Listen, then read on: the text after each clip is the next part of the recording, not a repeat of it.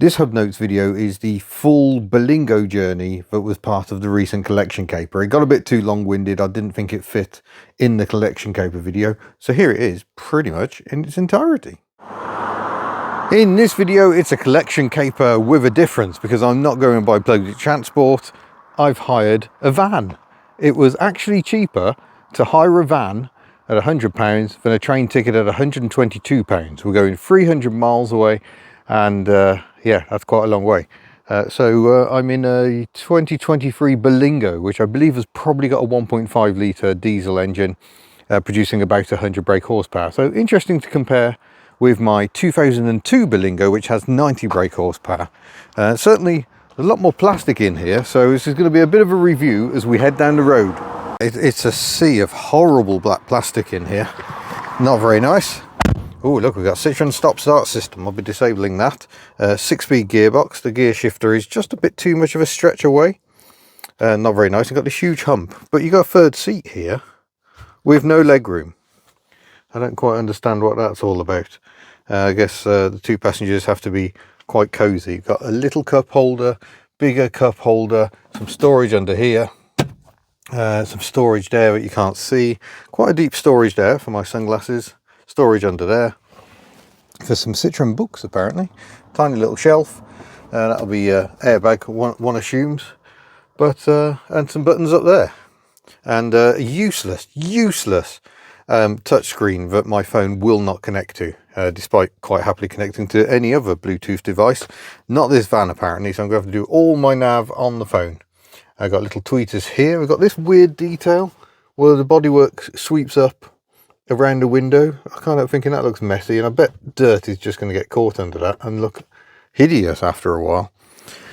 So yeah, not loving it, but let's get down the road. Electronic handbrake, and we'll see what's going on. We've got cruise control, brilliant. We have got aircon, brilliant. So that's all good.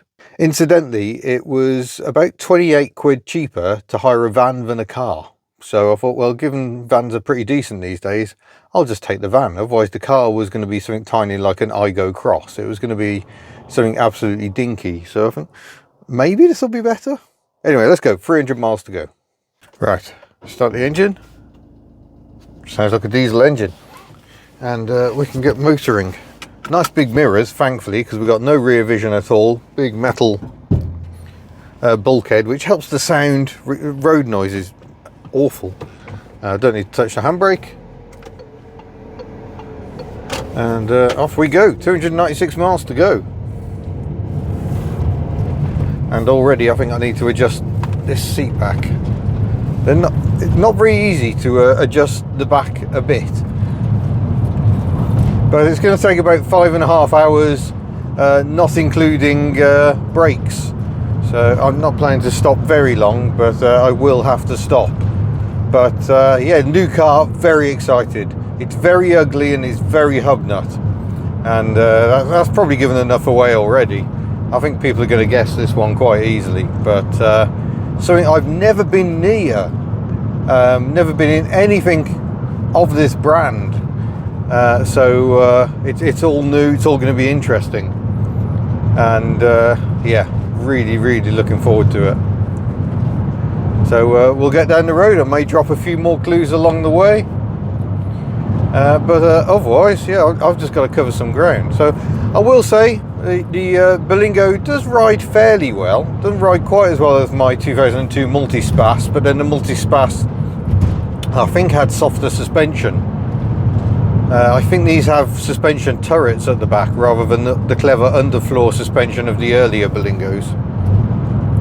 This is the K9 generation. I don't know how much changed between B9 and K9. It might just be around the front end. I have a feeling the body shell itself hasn't changed an awful lot. But these days the Berlingo's available as a Vauxhall, an Opel, a Toyota, a Fiat, I think. So badge engineering is ripe at Stellantis. So we're in a Stellantis product again. We tested the Jeep, the little Jeep Avenger when we were in Mallorca, and yeah, this is a further product thereof. But it does actually continue the Berlingo line, and the Berlingo line, when you think about it, goes back all the way through the old Citroën 2CV based lineage as well, and the C15, and then the C15 ultimately replaced by the Berlingo. But yeah, it should be okay. The stereo's good. It's just annoying I can't get Android Auto to work on it. It just is refusing. Very tiring, because that means I've got this blooming phone doing absolutely everything on the journey. But that's okay. We got power, so there is a USB power port, so I got power to get me down the road. But anyway, let's keep motoring on.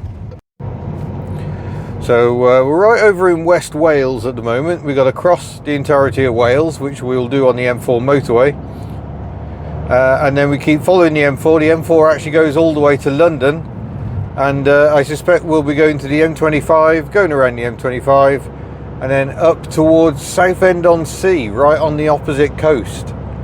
So it's not quite as far as you can go width to width, but it's a pretty good effort. The UK mainland is not a particularly large island in the grand scheme of things, so Americans and Australians will be laughing at how tiny this trip is, but we are going coast to coast. Go further up the country, you can do the coast to coast in about 80 miles, I think. But yeah, certainly a lovely day for travel. Let's hope it remains so. So we're just cruising along the A48 towards the M4 motorway, and of course I'm reminded that I'm driving a van, so I've got a lower speed limit. There's a very confusing speed limit situation in the UK where it says a car derived van can do the same speed as a car, but is this a car derived van, or are the ones with seats and windows a van derived car? I'm not going to take the risk, so I'm just cruising at maybe slightly above 60 miles an hour, because that is the van limit. 60 miles an hour on a dual carriageway, yet 70 on the motorway. All a bit confusing. So yeah, I'm subject to the same speed limit as much larger vans, and even trucks, although obviously trucks are limited to 56 miles an hour, which is 90 kilometers an hour. So just a weird one, but yeah, got the cruise set. Haven't even had to use the aircon yet. It's still quite cool outside, just 14 degrees centigrade. But yeah, cruising along nicely. Why spend more on a car? Incidentally, no affiliation to the hire company. It's the same company we used to hire a van to go all the way down to Spain and back earlier this year. And it seems one of very few companies that do the one-way hire thing, especially where we are so limited for choice. So last night Miss Hubner drove me down to Carmarthen, and we had a lovely meal because it was actually her day off, and so that was all very pleasant. And then we collected the van and drove home, so that's about a 45-minute drive away from home to collect the van. But I just wanted to have it ready to go this morning because Miss Hubner's back in work today. I don't feel it's fair to have her driving around running errands when she just needs to be resting up before another chaotic long shift. So yeah, she's left at home snoozing on the sofa, and here we go, driving over to the other side of the country. So we got another stretch of dual carriageway after the one I'm on, a shorter stretch of just a few miles, and then we're on motorway, and I can actually go legally 70 miles an hour. But the van law is one a lot of people are not aware of, and I do wonder if hire companies should actually do more to raise awareness, because a lot of people come in not realizing that vans are subject to lower speed limits, and it must catch a lot of people out. Well, this is rubbish. We've hit traffic. It's been announced on BBC Radio 2, because obviously I'm listening to Vernon K. Why wouldn't you? But there's been an accident on the Prince of Wales Bridge, which is the main motorway bridge across the Bristol Channel to get us to England.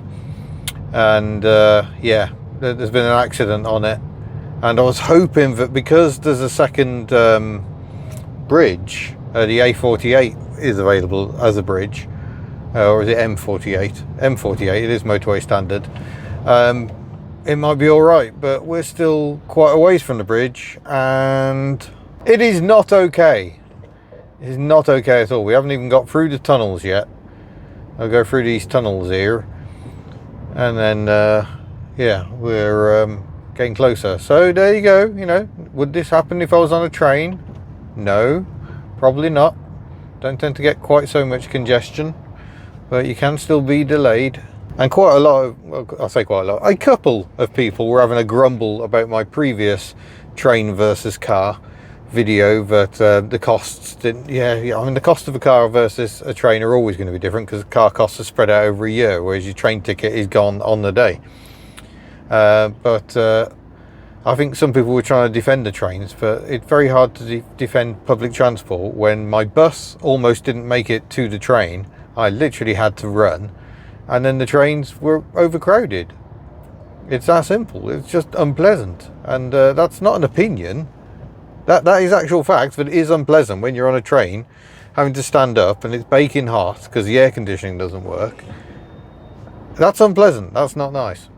So that was my findings on that. I had a lot more fun driving home. But yeah, when you're stuck in traffic like this and you're thinking the train line's just running over there, absolutely no problem at all. Yeah, it's frustrating. But to get back to the point today, I know you're going, oh, just get to the car reveal already. Well, I've still got over 3 hours to go, so I'm filling time for myself, if anything else. Yeah, today I've paid £100 for this. The train, £122. That was to travel at the time I wanted, which is not peak time. That was something like 10:15 departure from Carmarthen. But yeah, 122 quid. If I travelled at another time that suited me less well, it could be £53. It's just for the same journey. Utterly ridiculous. So needless to say, I decided not to go for the train, because the other problem with the train is that I would have had to I couldn't get a lift this morning, so I would have had to get the bus to Carmarthen, but that's actually 2 buses. So first of all, I'd have to get a T5 bus towards Aberystwyth, so heading north to get to Aberavon, to get a T1 bus, which is electric. Ooh, fancy. And the T1 bus eventually gets you to Carmarthen, but it goes off and has a play around some of the villages along the way. So that's about an hour, if not longer. So yeah, public transport didn't really work for this one. At the other end, I would have got to a train station, and the person selling the car was equally happy to pick me up from the car hire place as the train station. So at that end of the journey, no bother. But of course, all along the way, you've got the fact that I've done trains to London before, and if you miss your connection, you're kind of screwed, and it can be immensely stressful. And you know, food options are limited to whatever's on the train, or if you can grab something at a station if you're lucky. So it tends to be grim and expensive. And granted, motorway services can also be grim and expensive, but I've got complete freedom. I don't have to go to the motorway services. I could come off somewhere else. I could have a quick search for supermarkets, get something cheaper. Some of the supermarket cafes, perfectly adequate for the job of feeding me for not much dollar along the journey. Could have bought a packed lunch, granted, probably should have done, but I'm not very good at being that level of organised. Have you noticed? Not very organised. But anyway, we're now crawling through a tunnel. Nice. I might put the recirc on, if I can find the recirc button. There it is. So we're not pulling in all the fumes from everything. And yeah, we'll slowly keep making our way to Essex. Oh, something else. I've just plugged my phone back in to charge. The power output on this van is rubbish. It can't even charge my phone when the screen is turned off. Power consumption is still taking the battery down, so that's great. That seems a massive oversight. Everyone's using smartphones these days. Why is it not putting out enough power to charge a smartphone? Ridiculous. So the infotainment on this Berlingo is utter rubbish. I'm not very impressed at all. It's quite decent sound quality from the radio, but I find it very fiddly to use. I can't charge my phone on it, and I can't connect my phone to it. so that sounds like a whole heap of fail. But anyway, we shall continue on. Sorry for the lack of microphone, I've now got the charge cable in.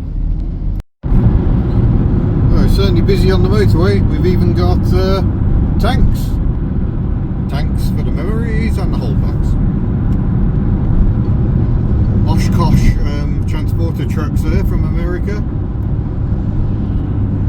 But yeah, I'm still charging, I'm afraid, but we are now into England. And it's been fraught, but hopefully things will settle down, we can actually get a cruise on. I would like to use the cruise control, but the traffic levels have just been just enough traffic to avoid using the cruise control. But we keep going on. Still got 87 miles till the junction we're coming off, so still a ways to go.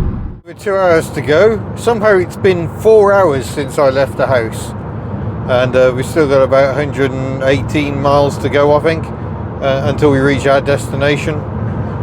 Wales took some getting through, it often does. We'll hope the M25 gods are kind, but helpfully the van has decided that all its tyres are deflating. I hope they're not. Don't feel any different, and I'm disinclined to stop just because technology, especially tyre technology, can be quite rubbish. But talking to technology, this van has very little of it. No lane departure, so I haven't got to turn that off. I don't know if it's got emergency braking even. So there are not many systems to turn off. There's traction control, parking assist, which is actually quite useful, and the stop start I did turn off earlier because we were stopping and starting too frequently. It just made it utterly pointless. But yeah, this van being a couple of years old and a van seems to be free of a lot of the annoying tech, but this seat is horrible. Why is it the seat in my how old is she now? 22-year-old Berlingo? 23 years old. Why is the seat in that more comfortable than this? My back is really hurting. I just can't get it in the right place. So that's less good. But compared to my older Berlingo, just having the convenience features, the windows, power assisted, everything really, compared to my old Berlingo, yeah, that's all good stuff. And the cruise control, the air conditioning, transforms long journey life. And the noise levels aren't too bad. You know, we're doing 70 miles an hour on good tarmac, but when you get on older surfaces or where they've been surface dressing, then the tyre noise gets very loud. But yeah, this is really quite pleasant apart from the discomfort and the non-working tech. Right, I'm going to keep pushing on. Going to grab lunch at something. I think I'm just going to go for motorway services for convenience. And oh yeah, talking of convenience, the cruise control, one button to pause and resume, just like my Ford Fairmont AU. And much better way of doing it, rather than having to try and find two different buttons. And it's right on the end of the little cruise control stalk, and it just works really nicely. I like that. Anyway, you're wishing I would get there, so I shall keep trying to get there. Oh, I've got Membry in a mile or Cheveley in 12. I probably want Membry, to be honest, because Membry's on this side of the motorway, so it's less hassle to get going again. Yeah. But then it's a little early for a stop. Might keep pushing on. Not sure if it counts, but well, I guess it does. It's a Spot, isn't it? It's a Toyota MR2 Mark 1 going down the road. Very nice. And a JQ row and some Mercedes-Benz is.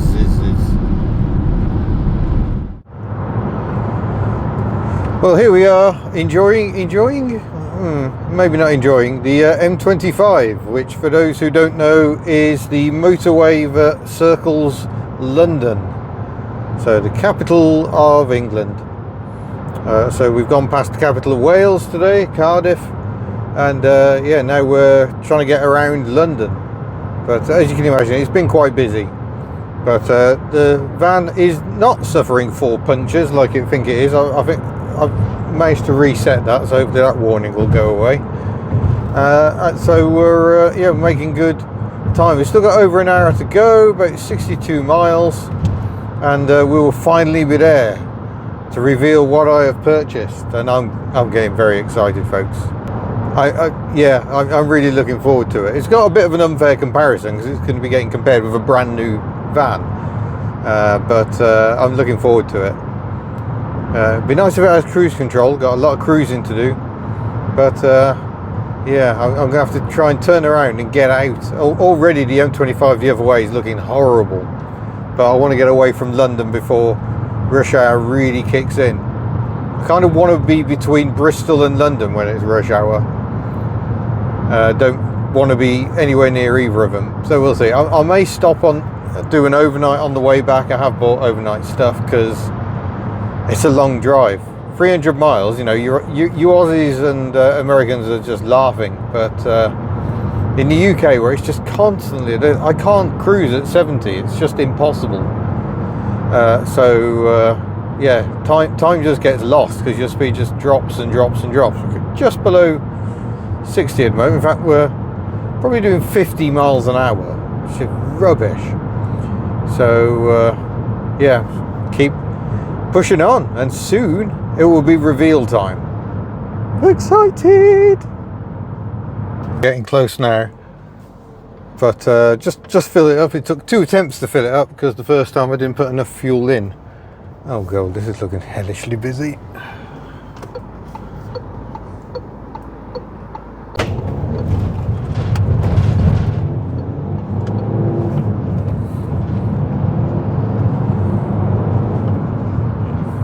Sorry, there we go. I had to rather concentrate on that. Yeah, obviously that's on top of the car hire. So I think I've probably put about 30 quid's worth of fuel in. 30 quid's worth of fuel to travel 300 miles doesn't seem too bad to me. I think that's probably okay. Yeah, we're almost there. 9 miles until I get to the car hire place. And maybe here. Is that here? Yes, I think that is here.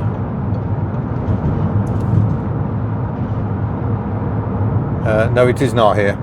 Okay, I'm going to go and navigate, and we'll get where we need to be. But here we are in Essex, where I need to go over in that lane to get back on the dual carriage where I've just come off.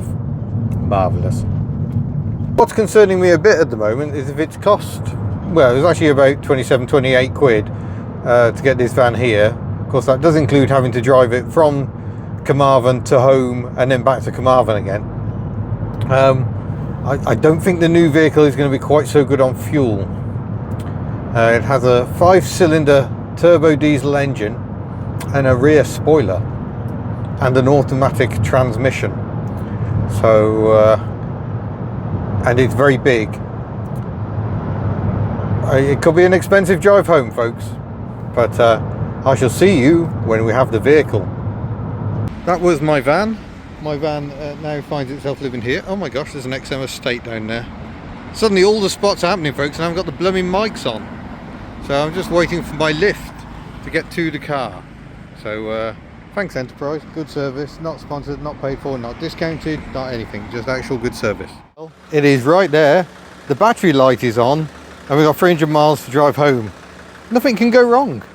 It is a SsangYong Rodius. It is possibly one of the ugliest cars ever designed. Designed by a Brit, Ken Greenlee, who also designed the Aston Martin Virage.